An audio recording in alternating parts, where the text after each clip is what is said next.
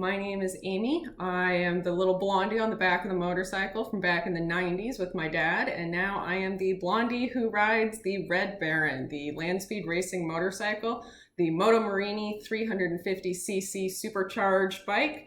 Me and Smitty have been working on it together for about 5 years, and I want to start off by kind of introducing the Red Baron to you as kind of I would introduce her to anybody. And to look straight in the eyes of the Red Baron would be to look straight at the instrumentation panel. And so I want to give you kind of an intro to the Red Baron by talking about the different instruments that it usually has, since it really gives you a sense of what we're trying to do to make sure that we hit our top speed every single run.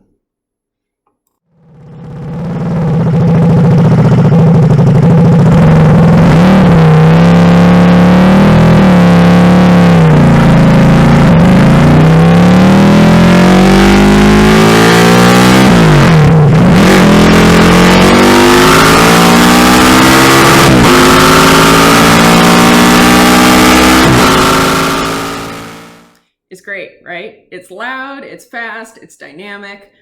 It makes a lot of sense once you see all the pieces coming together, but it's impossible to explain during a run. And it's something that you grain into your head over and over and over before you ever get on the bike. And that's what I've been doing as a crew chief for the past 5 seasons. And so now, as I'm becoming the rider of the Red Baron, I see these gauges and they're so much more to me than just some numbers. And so in this video, I want to talk about what each gauge is and when we pay attention to them during a run. And then in later videos, I'll talk about kind of when you see certain things in the gauges, what that implies, what might be happening, if there's something going wrong, all of that stuff. Starting from the top left has the oil pressure reading in PSI. Next to that is the intake temperature gauge reading in Fahrenheit.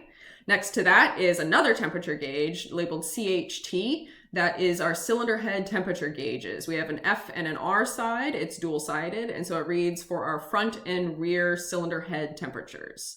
And then next to that, the rainbow colored gauge is our air-fuel ratio sensor. And so when it's reading in the blue, it's a fat, very rich mixture, whereas if it's over in the red, which is not good, especially because we're supercharged, that means you're running a lean mixture and you're not getting enough fuel.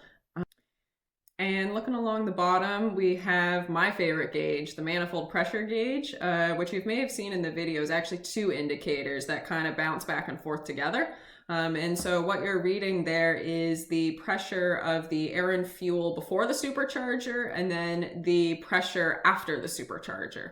And so when you look at the distance and that differential between the two, that is your boost pressure, and the whole gauge is reading in inches of mercury. And then the other big circle in the bottom is the original tachometer from the Moto Morini, still in use. And then the other two, front and center, we've got our digital speedometer. And below that is our 3-digit voltage reading, little LCD screen.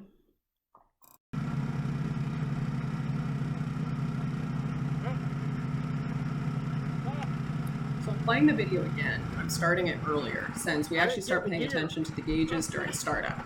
And so what we're doing right now is loading the bike onto its starting motor where we spin up the rear tire, which when the bike is in gear, spins up the engine as well, and we're generating oil pressure. So in a moment, you'll see the oil pressure come up as well as the RPM. And when the oil pressure hits above 40 into the 50 PSI range, that's when the rider flips the kill switch and the bike ignites.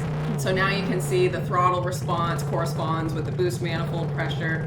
And then from this point on, also, the temperatures start to rise. And so the 2 upper gauges in the middle are the intake temperature gauge. That's going to start climbing, as well as the cylinder head temperatures are also going to start climbing during this warm-up phase.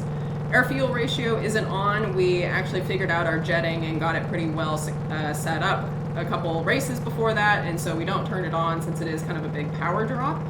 And so in this moment, now we're warming up, we've got steady RPM, steady manifold pressures, steady oil pressure. If you watch very slowly, the intake temperature is starting to rise. We like to see it stay below 115, which we did get this run. And then when the run actually gets going, which will happen here in a minute, what you'll see is the RPM. Smitty holds the RPM higher in the 4,000 to 5,000 RPM range, and then he takes off. And then you'll see the RPM go up into the 8,000 or so range is our shift point. And at the same time, as you see it climbing through the gears, you'll also see the manifold pressures doing this. But what the rider is really paying attention to off the line is that cylinder head temperature gauge for the front and the rear cylinders. That's giving you an indication of how hot your cylinder actually is.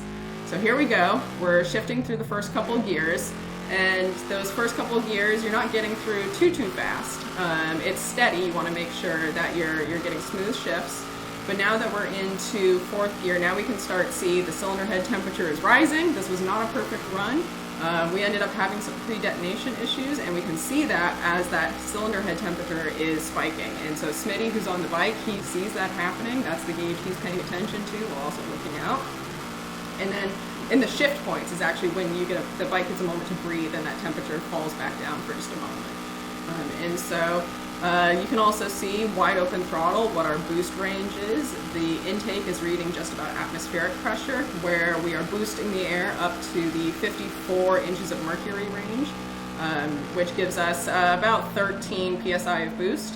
And now we have crossed the finish line. The run was 123, which is our fastest to date. And I hope you have a bit of an understanding of what it's like to look into the eyes of the Red Baron.